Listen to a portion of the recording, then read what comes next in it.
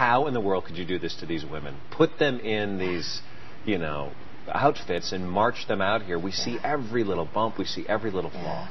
It was really uncomfortable for the women. They had all agreed to put on the outfits for the taped piece that we did, where we had them look in a mirror and look at themselves and talk about what they see. At the last minute, I said, you know what? I think it's more powerful if they're brave and come on the stage and wear those exact same outfits.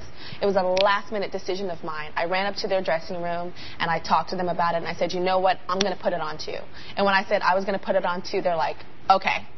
I'll do it. How did it feel when you put it on? I didn't feel sexy in that suit. I didn't feel glamorous in that suit, but I felt united with the women. And I realized that the only fair way for them to put it on is for me to do it too. Yeah. And so I didn't feel self-conscious on stage because we were all there together. What do you hope people see and hear?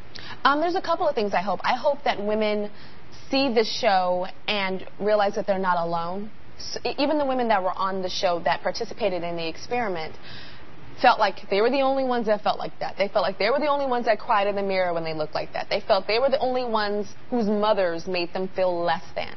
So by them being brave enough to speak about it, it lets women know that they're not alone. That's the first part. The second part is, how do we heal? How do we heal?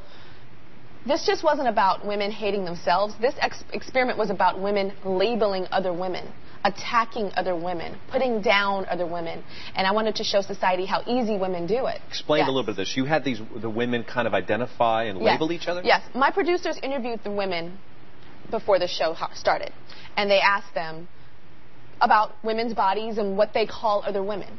So those women started giving lists and names of what they call other women. So we took those names that they gave, laid them all out on cards that they gave, not that my producers did, and then they assigned those cards to other women in the experiment. And those other women had to wear that sign. Have you ever struggled with your body image? Did you ever feel like I'm not enough or I hate the way I look? Yes.